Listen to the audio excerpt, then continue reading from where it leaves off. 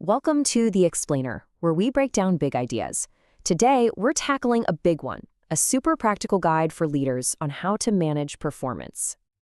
All right, let's just jump right in with a scenario that I bet sounds familiar to a lot of you. You've got that one person on your team. You know the one. They're not pulling their weight. Maybe their service is slow, or they're late a lot, or they've just lost that spark. The big question is, what do you do about it? The source material for this explainer puts it in a way that's just perfect.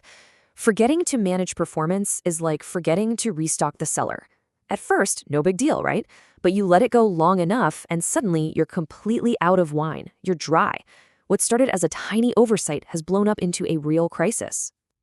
And that's really the whole point here. We want to get out of that reactive mode. The difference between just managing and actually leading, it's all about having a proactive system. And today, we're going to walk through a really straightforward framework that helps you do exactly that. Okay, so first things first, we have to talk about a super common mistake. It's called the good news trap. And honestly, it's so easy to fall into, even when you mean well. So what is it? Well, it's this idea that, hey, no news is good news. If nobody's complaining, things must be fine. But this kind of hands-off style, it's a trap. It creates this fog of uncertainty. You're thinking everything's cool, but under the surface, little problems are starting to grow and fester. And look, the consequences are very real. Your team doesn't know what they're supposed to be doing. Your best people, they start to feel like you don't even notice their hard work. And all the while, poor performance gets worse, and nobody's growing. It's basically a recipe for terrible morale and people quitting. So how do we fix this? What's the antidote to that trap? Well, it's a simple, proactive system called the three-step management cycle. This comes from the work of the management guru Ken Blanchard, and it's brilliant. And here it is in all its simplicity. The key thing to get is that this isn't a once-a-year thing. It's a loop. It's continuous. You plan, setting clear goals. You coach, that's the daily stuff, the guiding and supporting. And you review, where you formally talk about progress. Plan, coach, review. See? Super easy to remember, but man, is it powerful when you use it. Okay, now let's zoom in on what I think is the absolute coolest part of this whole cycle, that coach step. This is where the magic happens.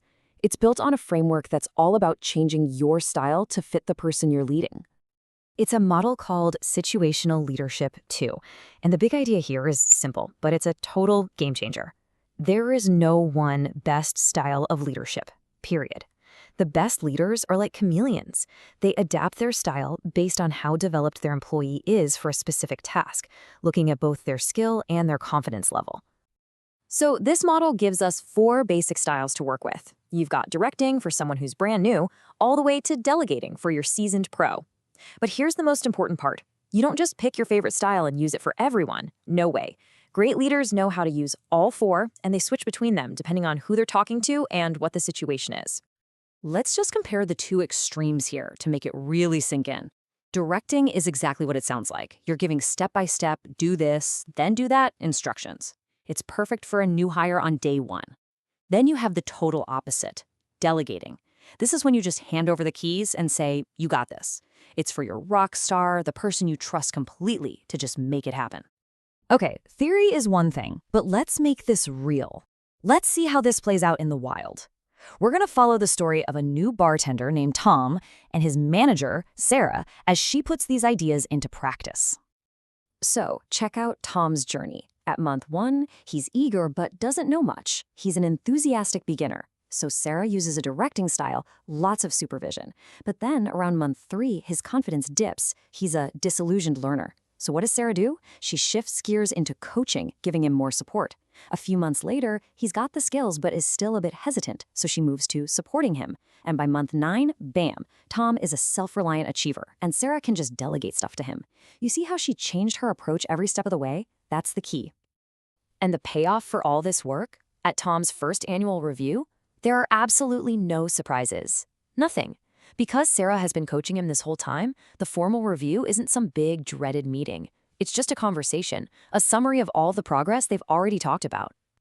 But that amazing coaching doesn't just happen in a bubble, right? To make it truly work, you need the other 2 pieces of the puzzle. It has to be bookended by solid planning and meaningful reviewing. Think about it. The planning part sets the foundation for everything. It starts with a clear job description and a personal development plan for each person. I mean, you can't hit a target you don't know exists, right? Then the review part brings it all full circle. And it's got to be a two-way street, a real conversation, using actual data to see how things are going against the goals you set in the first place.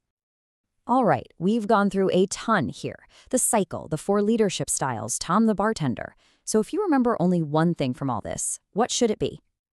It's this.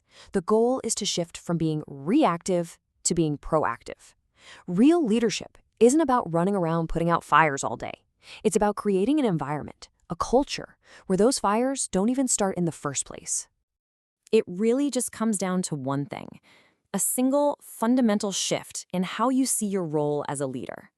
It's the shift from being a hands-off manager to being a hands-on leader, a leader who plans, who coaches, and who reviews. Because when you make that shift, you get a team that's motivated, effective, and knows you've got their back. So let me leave you with this question. Who on your team right now is waiting for you to change your leadership style?